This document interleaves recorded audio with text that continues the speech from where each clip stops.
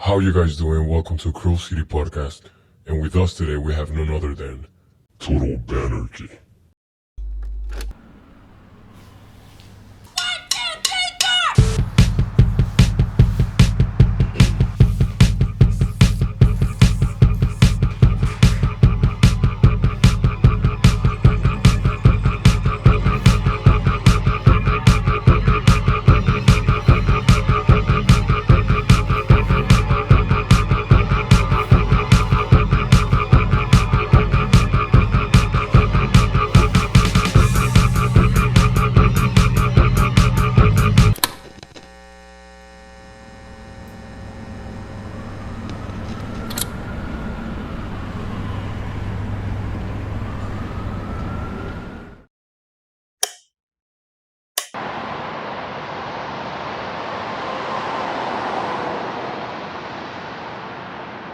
What's the mission of Total Bannerchy?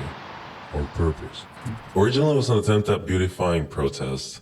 Making pretty banners for protests was our way at beautifying the movement and bringing something that we also saw back home where, Total Bannerchy is from. Something that happens, protests are a lot livelier, protests are a lot more visible, there's a lot bigger banners, and it was an attempt at bringing that here, bringing those big banners, those colorful signs, that really beautiful protest visuals to the forefront, and in an attempt at spreading good messages through the community.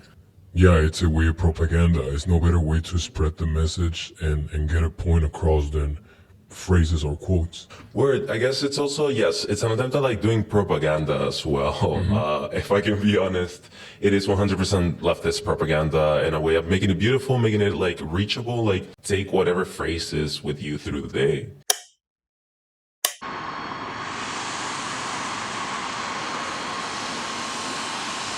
We start seeing some of your work early 2019. Was you always doing this type of work before popping into the streets, or? It did start around 2019. It was a moment to take this to the streets. It was during the height of the pandemic that also we saw a lot of time to go out at night. There was not a lot of people in the streets, and we could practice calligraphy in different ways.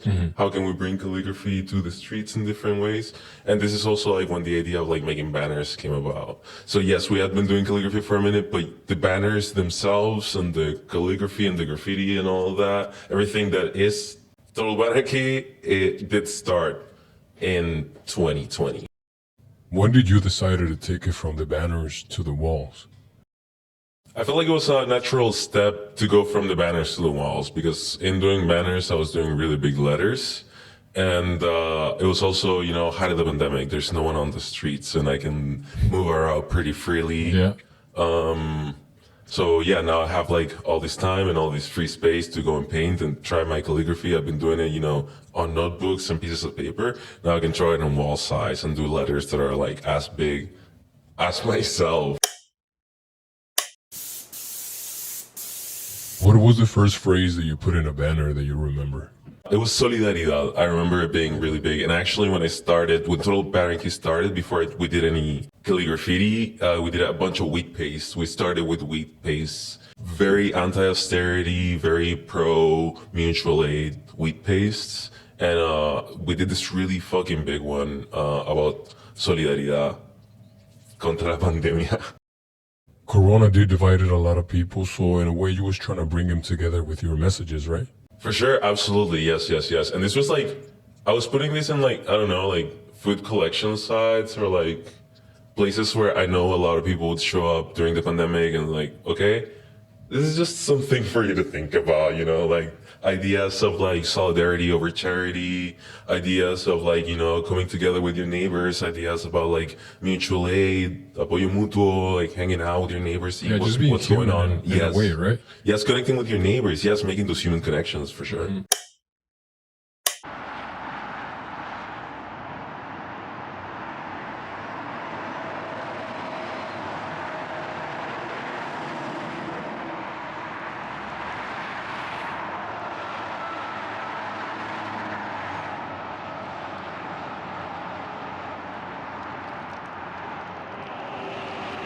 How did you come up with the name Total Bannerchy?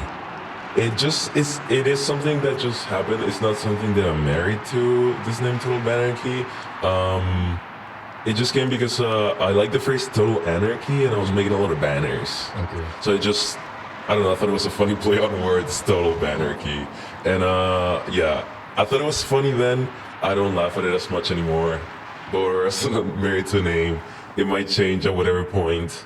Because at the end of the day, I feel like it's just like ideas. I've never thrown up Total Bannerchy. You know, it's not a tag that I do. Total Bannerchy is just the name of a page where I put this shit that, you know, it's just ideas. And just people just started calling you that, right? Total Bannerchy? Yeah, people just started calling me that, and I feel like I've heard that people refer to me as both Total and as Bannerchy. Yeah. And I guess I do feel represented a little bit by it, but it's just like a bunch of ideas.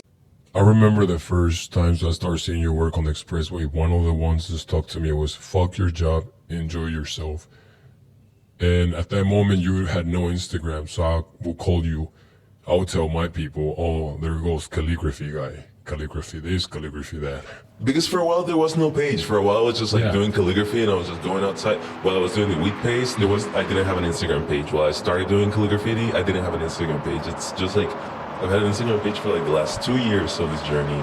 But I feel like when I started, I didn't have a tag. I don't have a page. There's just like random calligraphy that I'm putting up in different places. So yeah, for sure, I feel like for a while I was just a random person, just like calligraphy person here, calligraphy person there.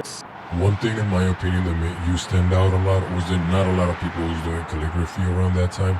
Yeah, we do have some writers and some artists that pick that media, but the way you decided to take it, how do you pick calligraphy? What was the reason behind it? I was gifted a bunch of calligraphy pens. Mm-hmm.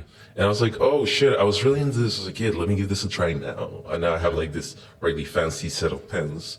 And I tried it and I realized like, oh, this is really fucking interesting. This is really fun. I really dig it. It's really meditative to me. And it's also, I don't know, there's something like really interesting about linguistics and like learning about like different alphabets, different ways people do things. Calligraphy is just really interesting through many different layers. And I was like, I'll stick by this. I'll devote some time to it. I'll do what I can out of it. And I feel like it's the type of thing where I can always do different things. I don't know, I can paint someone's hair with calligraphy, or I can tattoo someone's skin with it, or I can paint a wall with it.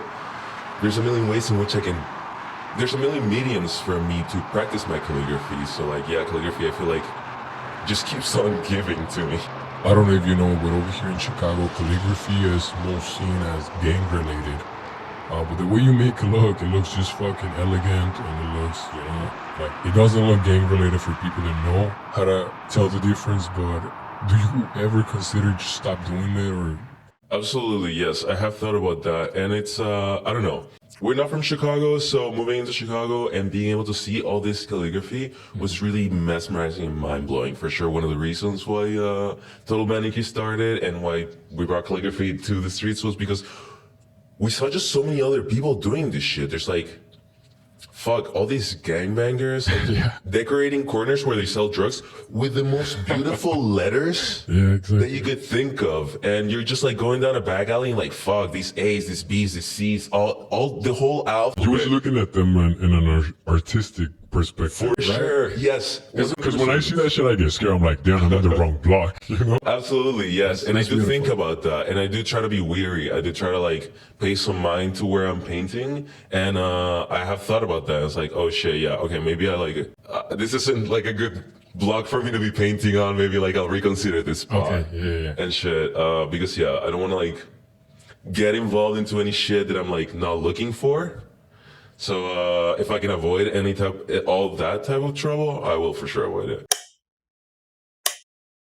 Do you like to do anything besides graffiti on the side? We really like to ride bike. Yeah, bike. It feels really fucking good. It's unfortunately not something that we can do every day because you know it's days that are colder than others. But for sure, we do appreciate just like grabbing the bike and just going on a long fucking bike ride by ourselves, just like listening to some good fucking music, get pumped. go see some nice fucking sights, maybe like smoke a joint somewhere and then bike back.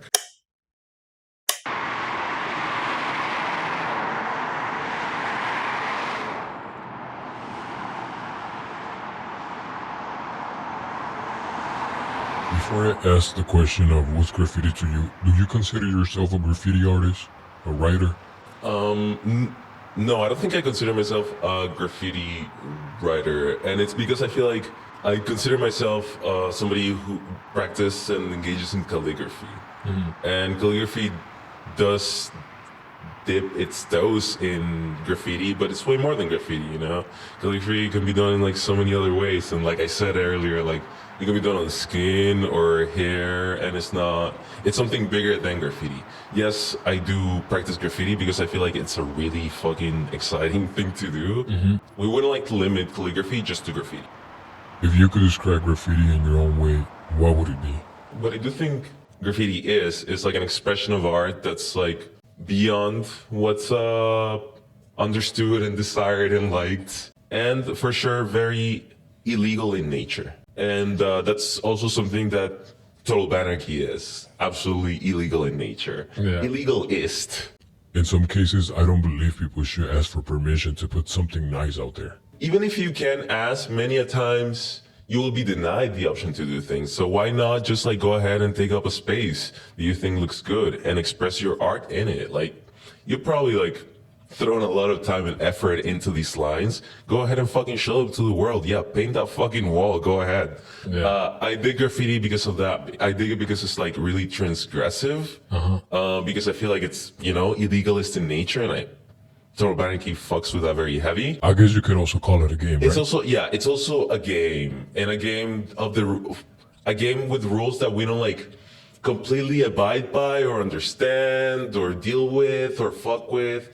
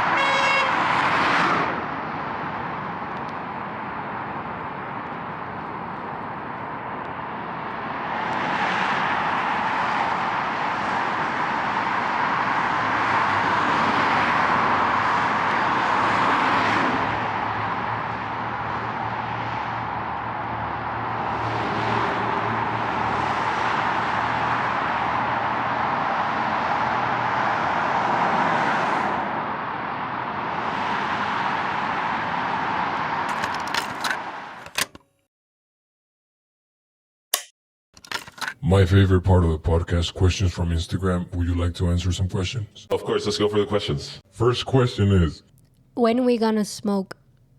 Oh, word. Shit. We do keep a tight schedule, but we can always schedule. We're also good at like, you know, writing shit down, like scheduling shit. So like even if the agenda is tight, we can find some time to smoke. Hit us up. hit you up. We'll figure some shit out. They gotta We can bring their own smoke. shit, or you got them.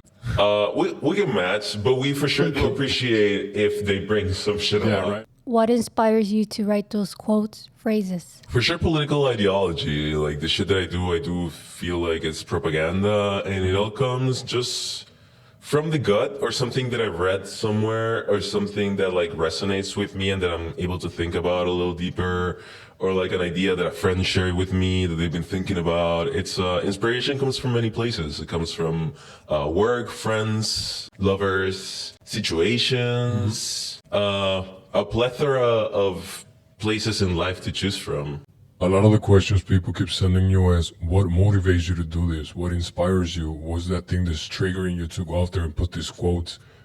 At any moment, do you think this is your job, your obligation to put some things out there into the light to make people realize some stuff? No, I don't usually think about it like that. I have read some things recently that I do fuck with, that do lean in that direction, but I don't necessarily think about it that way. The way I think about it is, fuck, I hate saying this a million times, but it is in a way propaganda, you know, like, Yeah. these are ideas that I think are valid, worth sharing. And so I'm just gonna make something that's really pretty for people to look at. And my inspiration does come from books that I've read, or zines that I've read, or like an interview that I've listened to, or like a conversation that I had with someone. So it does feel like a way at bringing these ideas, these thoughts, these conversations even to everyday life, to the street, to, you know, someone who's just like going on their way somewhere and they see this writing on the wall. You never know who you could help with those quotes, right? You gotta be somebody out there that needs it. Yes, but I'm not necessarily thinking that they need this shit. It's like, maybe just if they like to think about it, good. And if not, I just had a fun time while painting this wall, you know. It doesn't have to be everything or nothing. I feel like we'd like to reach as much people as possible. We'd like it to be like a way to expose ideas and to get conversations rolling. But if not, it's just like a way to like beautify the neighborhood. If nothing, it's just a way to make the neighborhood a little prettier in my eyes. Is there any specific part of learning calligraphy that is most important? Yes, I guess realizing what parallel pens are and like parallel strokes are when you're doing calligraphy. Getting the right equipment to do it. But yeah, I guess that's like the most basic thing to understand when you're trying to learn calligraphy is realizing the type of pen that you need to use, and also getting like parallel strokes. Do you have to have a steady hand or not? Not necessarily. I feel like my hand has gotten steadier and steadier through the years of practice, more so that like, oh yeah, I was born with a fucking steady hand to do this. Yeah. You could train yourself to become steadier in hand. How do you keep faith in yourself and in your craft in turbulent times? That's funny. I feel like the world is at turbulent times all the fucking time. I feel like everything. I don't foresee my life getting any easier anytime soon, and I do think I will be on the struggle for a real long time. So like, it's just like a positive attitude. It's like, oh yeah, the battle will be long and the struggle will be long. So like, how do we keep ourselves positive? I seek a lot of I get a lot of happiness and joy from comedy. I would like to think that I'm a funny person. I like to surround myself with people that I think are funny. Yeah. So jokes and, you know, just cracking jokes through the day is something that I do value a lot. And like, yes, I do foresee my life just like, I don't know, being a struggle for the rest of it. Yeah. But you do gotta fucking find the funny things in everyday life and just be able to learn how to laugh at yourself. And like, yeah, shit can be really grim and shitty if you take yourself too seriously. Yeah, you gotta see the good and the bad. You know? Of course, yeah. What's the reason behind the colors you picked? I don't have the exact reason why, but as it turns out, pink and light green are the colors that get the most mismatched at Home Depot. So whenever you go to the mismatched paint sale, I bet money you'll probably find like a 5-gallon bucket of pink paint or light green paints. Yeah. That is the reason why we started painting with those colors. We got a bunch of fucking pink paint for like really cheap, for like $5. We got like $10, 10 gallons of pink paint, and that's what we started painting with. And we like it. We like the color pink. We think it looks good, so we've stuck around with it. We feel like it's a bit of like a brand, you know, like it's calligraphy and it's pink. It's gotta be total Bannerchy. Yeah, so, of course. So we stuck around with the pink, and also we can get it for like really cheap. Y'all can also get it for really cheap at the mismatched paint section at your local stores, hardware stores.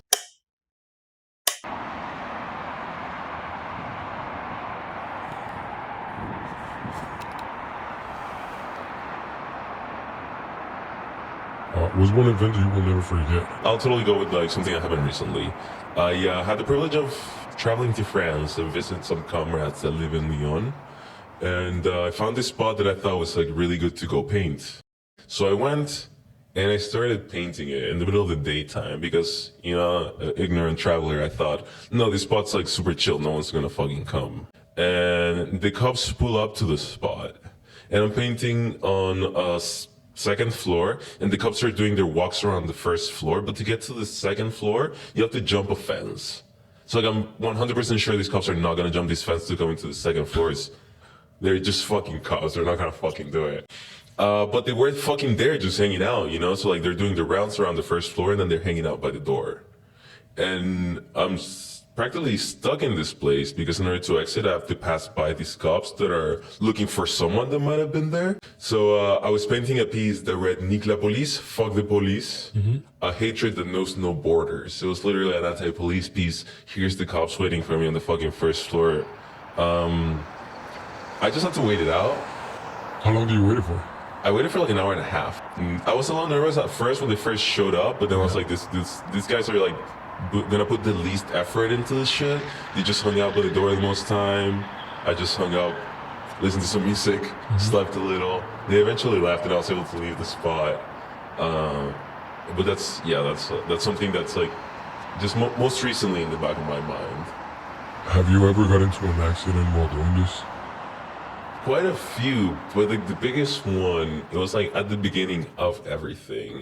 Early in the pandemic, a lot of anarchist groups and organizations around the country were calling for a rent strike. Me and my roommates at the time went on rent strike, and I wanted to like make a big mural, a big rent strike mural on a double billboard, where the top billboard was gonna read rent and the bottom billboard was gonna rent strike.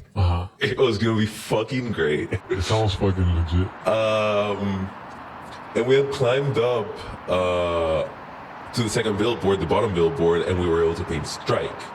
And it looked decent. And it's like, okay, now we go to the top billboard and we paint rent. But doing the jump to grab onto the ladder that leads from the bottom billboard to the top billboard, we fucking fell and yeah, it was like a second story fall onto some bushes. Not flat, nothing broke, nothing too crazy, but that was like a second story fall onto some bushes where I had to limp home. It was pretty embarrassing.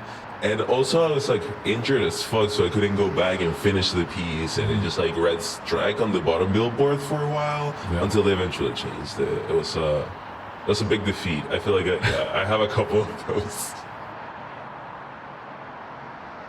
I do feel salty about it, but it's I don't know. I try not to let it get the best of me. Yeah. Feet first. I landed on my feet on top of some bushes. Yeah. I got a bunch of scratches, bunch of scrapes, but nothing serious, nothing twisted, nothing broken. What's one piece you're proud of? It's nearby Chinatown here in Chicago. You can see it from the orange line as you're passing. It's like a green piece from top of the building that reads, "Be gay, do crime." We did it for Pride Month. I'm just proud of it because I've been wanting to get into the fucking building for so long. Yeah. And I scoped it and I was like, damn, this building's like kind of close. And then I saw that somebody else had gone in and I was like, fuck, there's no way that I can, like, there's no people getting in this building. There's no way that I can fucking get into this building. So like eventually I found the fucking place. I broke a window and I made it up there. But it was a spot that I'd eyed for a really long time because I knew the building was empty and I knew like from that side you can see it when you're passing on the fucking orange line. What's the picture behind the phrase? It's actually a common phrase that you hear amongst like the gay and queer community. It's just like be gay, do crime. You know, this shit's like already been criminalized enough. Like just be yourself. You're already a criminal, you know? Yeah, right? You're already a vandal yourself just by existing.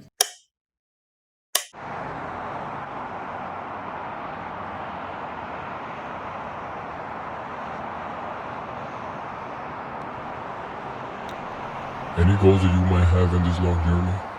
Goals for the future, just like keep spreading the message for sure. Just keep spreading propaganda. Hopefully make sure that people are digging the shit, make people happy. I love hearing when like, I don't know, someone in the community is like super stoked to see the shit that we're making, or like and it's well received amongst like I don't know, tias, abuelitas, and all that shit. We love reaching the community.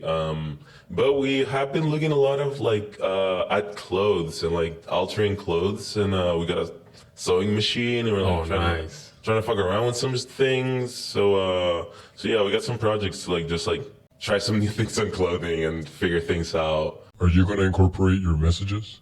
No, actually, I don't think it's gonna be messages. It's probably gonna be like abstract calligraphy. We're really fuck also with like abstract symbols, abstract calligraphy, and we would like to also put a little more effort into that. I feel like yes, people love the letters, but that's because those letters have already been giving meaning. Yeah. And there's so many more characters to which we can give our own meaning and, you know, make whatever we want out of them. They like to make more things that are abstract that people can give their own meaning to. Any advice you got for the future generation?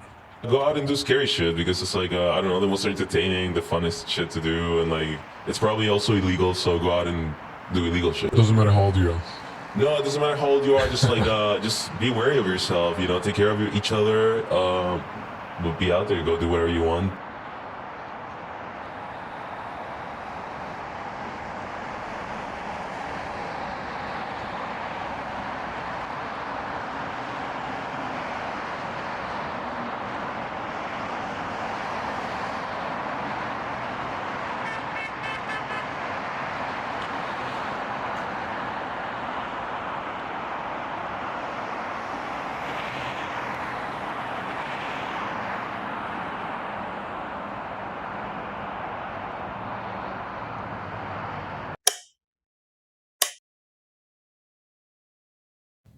Before we end this, do you have any sayings or quotes you go by?